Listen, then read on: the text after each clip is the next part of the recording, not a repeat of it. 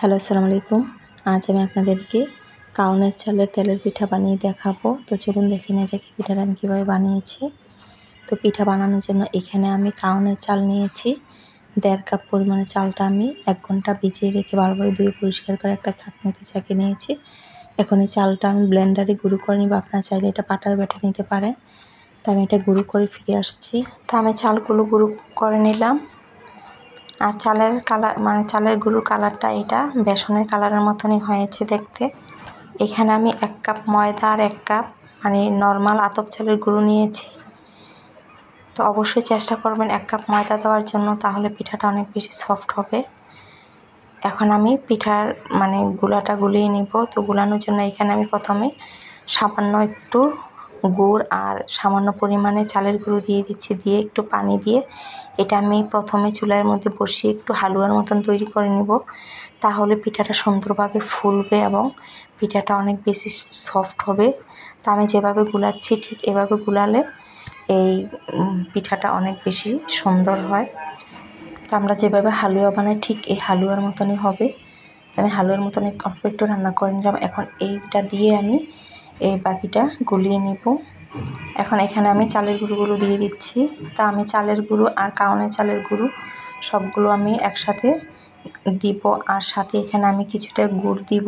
দিয়ে আমি একটু হালকা কুসুম গরম পানি দিয়ে এই ব্যাটারটা তৈরি করে নেব। আর এখানে আমি পরিমাণ মতো এখানে গুড় দিয়ে দিচ্ছি। তো গুড়টা দিয়ে এখানে আমি স্বাদ মতো লবণ দিয়ে দিচ্ছি। দিয়ে আমি পানিটা অল্প অল্প করে দিব। আর আমি ব্যাটারটা তৈরি করে নেব।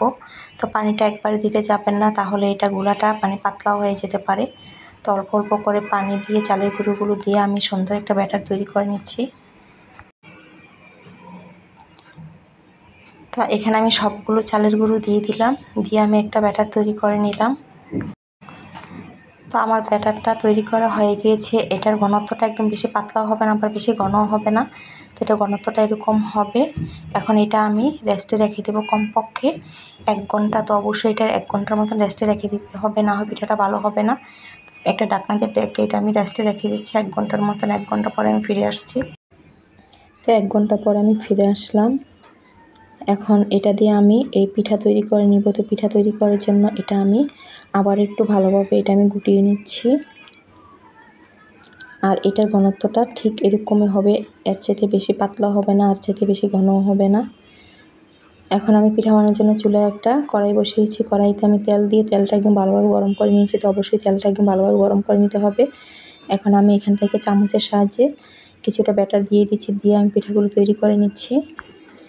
তো অবশ্যই তেলটা একদম ভালোভাবে গরম করে দিতে হবে, তাহলে পিঠাটা একদম ফুলে উঠবে। তো আমার পিঠাটা দিতে দিতে একদম ফুলে উঠতেছে। তো আপনারা দেখে বুঝতে পারছেন পিঠাটা ফুলে একদম ডাবল হয়ে গিয়েছে। এখন এটা আমি উল্টিয়ে দিচ্ছি।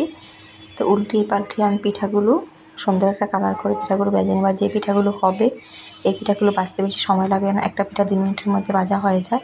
এখন আমি পিঠাগুলো উঠিয়ে নিচ্ছি। আর একইভাবে আমি বাকি পিঠাগুলো তৈরি করে নিব।